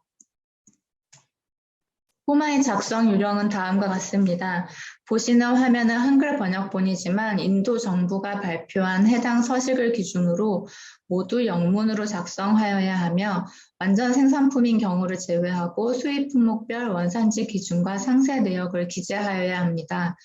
주의사항으로 간접 재료 적용 여부를 표시하는 부분이 있는데 한 인도 세파에서는 적용되지 않는 기준이므로 아니오를 표시하여야 합니다. 또한 적용된 원산지 기준에 따라 부가가치 기준, 세번 변경 기준에 부합하는지에 대해서도 자세하게 작성할 필요가 있습니다. 원산지 증명서를 선적일 이후 5일 이내에 발급하지 못한 경우에는 소급 적용 문구를 필수로 포함하여야 하고 직접 운송 여부도 정확하게 작성하여야 합니다. 또한 이렇게 기재된 정보들은 선적 서류와 원산지 증명서상의 내용과 일치하여야 합니다. 다음으로 인도의 인증 제도에 대해서 살펴보겠습니다. 인도는 물품별 BIS, CDSCO 등 다양한 인증 제도를 시행하고 있습니다. 그중 BIS는 인도 정부의 품질 관리 기관으로 시멘트, 화학물질, 철강 제품 등에 대한 인도 표준을 정하며 인증을 부여하고 있는 주체입니다. BIS 인증 제도는 선택사항이 아니기 때문에 인증 대상으로 지정된 물품은 인도 내 판매하거나 수출하기 위해서는 필수적으로 인증을 받아야 합니다. 2021년 2월 기준 BIS 인증 대상은 총 459개이며 괄호 안의 숫자는 올해 새롭게 시행될 인증 대상의 수입니다. 보시는 바와 같이 철강과 화학 제품 중심으로 확대가 될 예정입니다. BIS 인증 절차를 살펴보도록 하겠습니다. ISI 마크 인증을 받아야 하는 스캠1의 경우 인증 신청서와 제품 정보를 함께 제출하여 신청이 접수되면 BIS 담당자가 해외 제조 공장을 방문하여서 그때 채취한 샘플을 BIS 지정 연구소에 보내 적합성을 확인하게 되면 인증 획득이 완료됩니다. CRS 의무 등록 제도라고 하는 스캠2는 신청자가 온라인에서 계정을 생성하여 물품의 표준에 대한 적합성을 스스로 증명하도록 하는 제도입니다. 제조 공장 방문 없이 신청서와 함께 BIS 지정 연구소로 샘플을 송부하여서 실험 결과 보고서를 발급받아 온라인으로 제출하면 인증 취득이 완료됩니다. 샘플 송부 절차 외에는 온라인으로 진행되고 있으므로 평균적으로 3개월 내에 취득이 가능합니다. 그러나 보시는 바와 같이 스캠1의 경우에는 현재 코로나 상황으로 인해 해외 제조 공장 실사가 수월하지 않기 때문에 실질적으로 인증 진행이 중단되었다고 볼 수 있습니다. 스캠1은 크게 3단계로 나눠져서 각 단계를 병행하면서 진행하여 총 6개월에서 9개월 정도의 기간이 소요되는데 현재 해외 공장 실사 담당자 지명과 실사 단계의 진행이 불가능하므로 신규로 시행되는 인증 대상 물품은 인도 수출 가능 여부가 불확실해지고 있습니다. 대응 방안은 다음과 같습니다.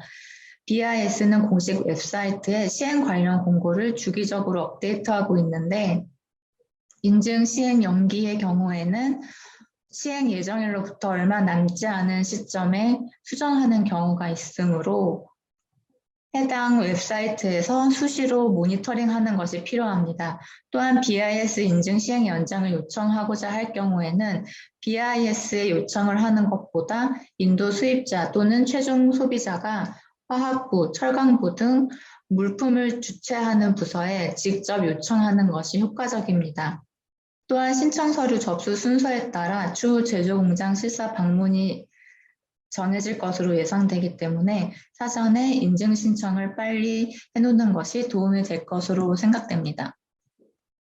다음으로 인도의 무역구제 제도에 대해서 살펴보겠습니다. 무역구제 제도란 특정 수입 물품의 증가로 국내 산업에 피해가 있을 경우 해당 피해를 구제하기 위해 취해지는 조치를 말합니다.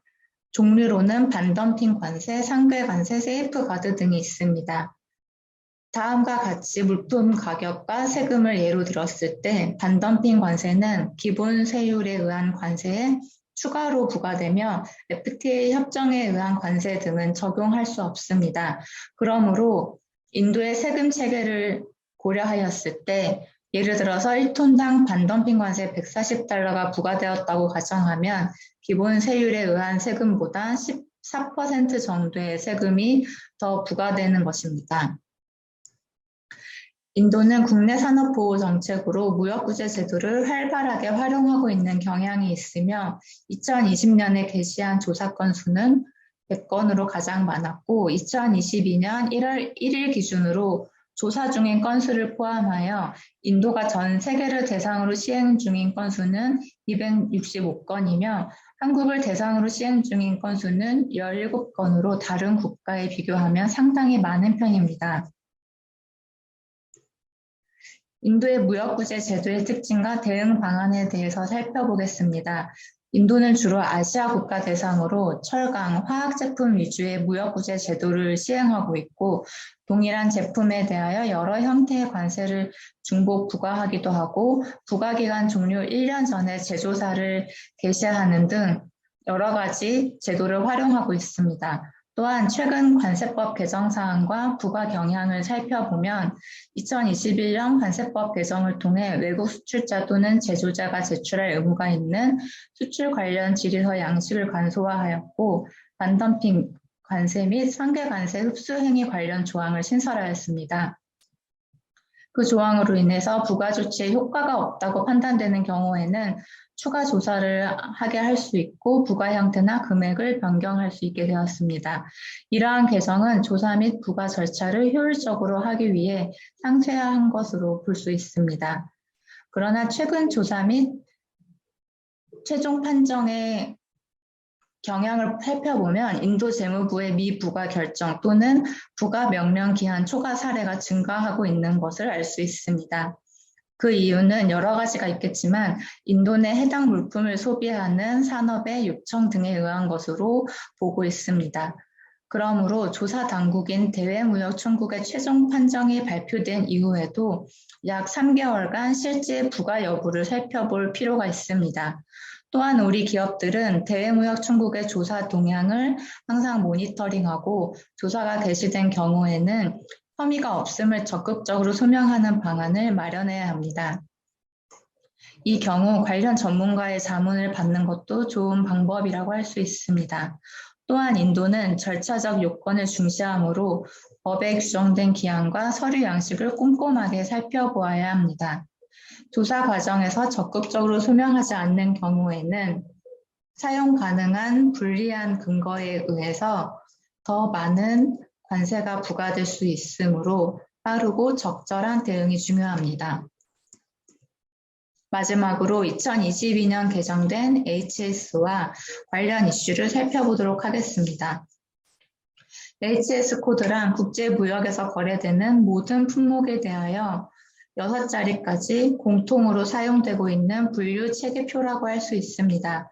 기본적으로 HS 협약에서 정해진 규정에 따라야 하는데 정확한 HS 코드를 확인하기 위해서는 직접 웹사이트 등을 통한 확인, 관세사 등을 통한 확인, 행정기관의 심사 제도를 활용하는 방법이 있습니다. 그러나 종종 각 국가마다 HS 협약에 대한 해석의 차이가 발생할 수 있으므로 주의하여야 합니다. HS는 약 5년마다 주기적으로 개정을 시행하고 있으므로 개정에 대해서도 관심을 가져야 합니다. 2022년부터 새로운 개정 내용이 적용되는데 우선 주요한 내용을 살펴보면 HS 코드의 수가 증가하였고 기술 발전으로 인해 등장한 새로운 상품을 명확하게 분류하도록 개정되었습니다. 예를 들어 신기술을 포함시켜 반도체의 범위를 확대하였고, 사용되는 곳에 따라 다른 HS 코드로 분류하였던 평판 디스플레이 모듈을 위한 HS 코드가 신설되었습니다. 또한 폐기물의 국가 간 이동에 대해 규정하고 있는 바젤 협약에 근거하여 전기전자 제품의 폐기물을 명시하고 수송기기를 분류하는 17부 내에 무인기, 전기차, 하이브리드 차를 분류할 수 있도록 구체화하였습니다. 동일한 물품에 대한 HS 해석의 차이가 발생하면 국제 분쟁으로 번져지기도 합니다. 예를 들어 인도 세관에서 수출 물품에 대하여 수출자가 확인한 HS 코드와 다르게 분류할 경우에는 인도 수입자의 관세 부담의 증가 위험이 있고 기존에 수입된 물품에 대해서도 추징될 가능성이 있습니다. 이러한 위험을 줄이는 방법으로는 한국에서 수출 전에 사전 심사 제도를 활용하여 HS 코드를 확인받고 추후 근거 자료로 제출할 수 있도록 준비하는 것입니다. 또한 변경 후에 HS 코드도 한인도 세파를 적용할 수 있는 물품에 해당하면 한국에서 원산지 증명서를 발급할 때 표시되는 HS 코드 변경을 요청할 수 있습니다. 이 경우 인도 세관에서 다른 HS 코드를 수입할 것을 요청하였다는 근거 자료와 변경 전후의 HS 코드에 해당하는 원산지 기준을 모두 충족한다는 자료가 필요합니다. 마지막으로 HS 분쟁이 발생하는 경우에 한국관세청에서 운영하고 있는 HS 국제분쟁신고센터 또는 코트라의 FTA 활용지원센터를 통해 대응 방안을 확인하거나 지원을 요청할 수 있습니다. 지금까지 보신 바와 같이 인도의 통상 환경은 인도 정부의 보호주의 정책과 복잡한 행정 절차 등으로 인해 불확실하고 열악하다고 볼 수 있습니다. 그러나 인도와 무역 협정을 체결하지 않은 미국, 중국과 비교하였을 때 한국은 한인도 세파라는 무역 협정을 활용하여 관세 장벽을 보다 낮출 수 있으므로 상대적으로 경쟁력을 확보할 수 있습니다. 또한 앞에서 살펴본 바와 같이 평소에 관심을 가지고 인도 무역 장벽에 대해 사전에 준비한다면 인도 진출이 조금 더 수월해질 수 있다고 생각합니다. 한인도 세파 관련 또는 통관 관련 문의사항이 있으시면 뉴델리 무역관으로 문의 주시기 바랍니다. 감사합니다.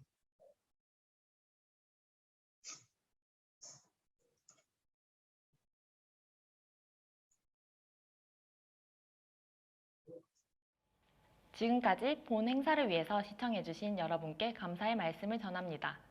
본 강연에 대해 질문이 있으시다면 아래 보이시는 한국무역협회 뉴델리 지부 공식 이메일로 문의 주시면 답변 드리겠습니다. 저희 코참인디아는 언제나 인도에 진출한 우리 기업의 이익 대변과 권익 옹호에 앞장서며 최선을 다하겠습니다. 코로나19로 인한 어려움을 함께 극복하고 여러분 모두 건강하시기를 희망합니다. 감사합니다.